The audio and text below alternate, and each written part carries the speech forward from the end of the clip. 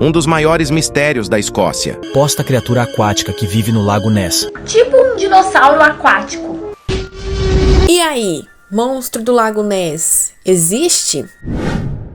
Bom, para começo de conversa, o monstro do Lago Ness é um criptídeo aquático, ou seja, uma criatura lendária que não tem a existência comprovada. E esse termo vem da criptozoologia, que é o estudo de espécies hipotéticas que foram vistas por poucas pessoas. A criatura idealizada como habitante do Lago Ness, nas terras altas da Escócia, no Reino Unido, teria um dos seus primeiros relatos de avistamento autenticado em 1880 por um mergulhador, porém teria relatos de bem antes disso sobre a criatura.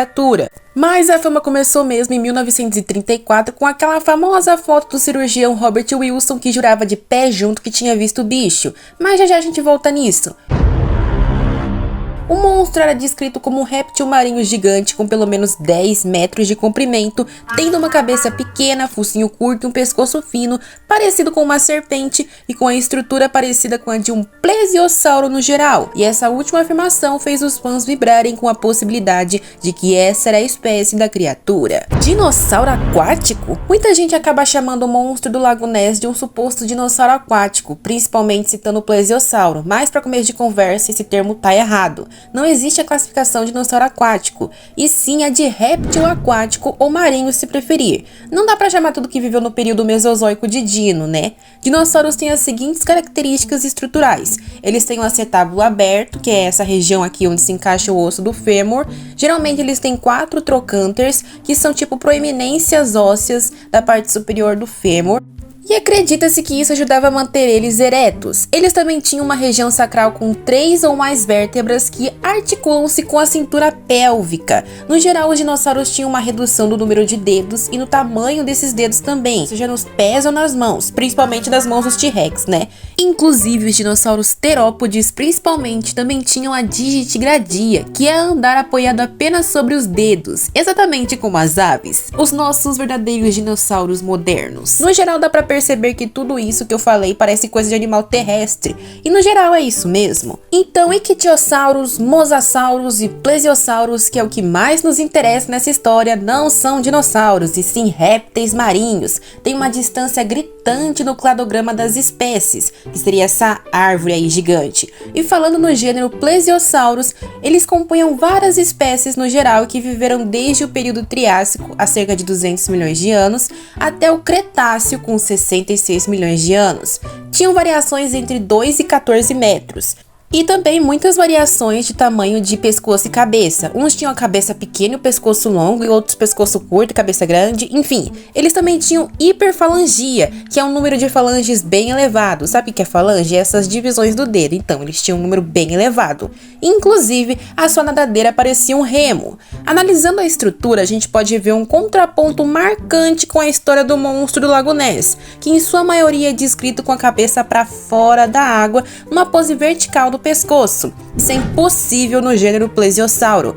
A espécie elasmossauro, que teria tipo 10 metros de comprimento, como o criptídeo do Ness, com suas 71 vértebras, não conseguiria levantar o pescoço dessa forma, pela maneira como essas vértebras são dispostas. Elas ficam mais na horizontal mesmo, isso conta para todas as espécies de plesiosauro. E ele não mexia o pescoço como uma serpente não, tá? As vértebras também não permitiriam isso, então fica atento com ilustrações desse tipo, elas estão erradas. Agora a gente vai falar um pouco sobre extinção. Sobre a extinção, os répteis marinhos do período do Cretáceo, eles foram extintos também com a queda do meteoro, que não afetou só os ecossistemas terrestres, afetou os marinhos também. E o motivo não foi só a diminuição da luz, que foi causada pela nuvem de poeira, né, que cobriu o planeta, mas também com a liberação de enxofre na água.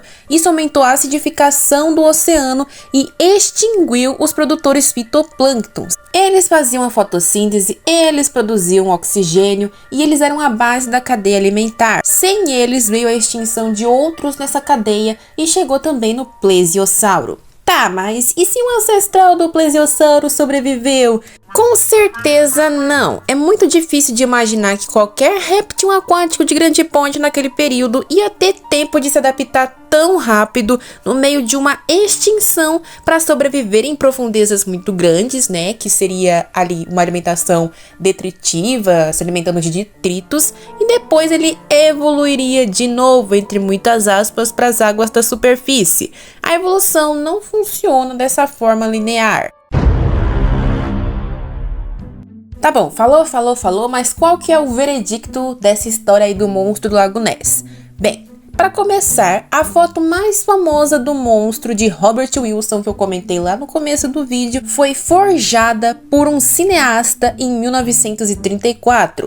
O nome desse indivíduo era Marmaduke Waterill, eu não sei se eu falei certo, que inclusive fez isso para se vingar de outra foto dele de pegadas do monstro terem sido descobertas como falsas. Então, os dois fizeram um complô ali e fizeram essa foto falsa. Volta e meia, imagens que dizem ter sido feitas em programas investigativos do monstro do Lago Ness são reveladas como fabricadas também. E para mim, o que acontece no Lago Ness é um grande efeito Mandela. Espécies nativas acabam sendo atribuídas com a criatura mitológica, também tem tubarões da Groenlândia, né? E são confundidos com o corpo ali superior do monstro, né? Que eles falam assim que seria tipo a estrutura superior dele. E a gente não pode esquecer que uma espécie não consegue viver sozinha, um indivíduo só, isso não existe. Toda espécie precisa ter uma população mínima viável, que seria tipo alguns milhares, nem que fosse centenas. Nesse número a gente já ia saber o que é e teria identificado como uma nova espécie. Então vídeos de plesiosauros encontrados mortos, avistamentos, etc. ou são edição ou são forjados, ou são, é claro, né, como eu já disse, espécies que a gente já conhece, mas acaba confundindo com o criptídeo famoso.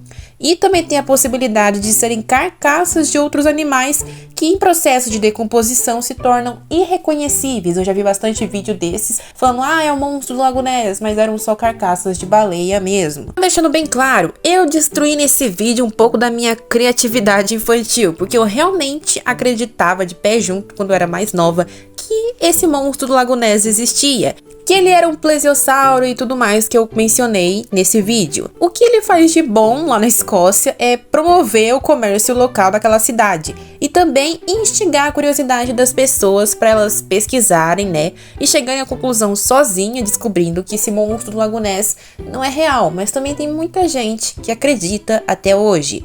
Então vamos encerrar com uma curiosidade esse vídeo. Vocês sabiam que lá na África também tem um criptídeo famoso como Ness?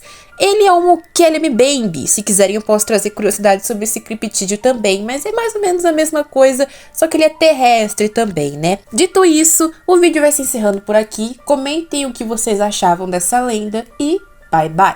Bom, gente, só dando um contexto aqui, todos os artigos, vídeos nos quais eu peguei alguns dados, sites que eu acabei encontrando no meio da pesquisa para fazer esse roteiro, vão estar tudo na descrição. Durante a edição do vídeo eu percebi que eu deixei de pontuar alguns termos e falei uma coisa ou outra errada, então eu vou deixar no comentário fixado tudo que eu percebi enquanto eu editava, tá bom? Agora sim, tchau, tchau.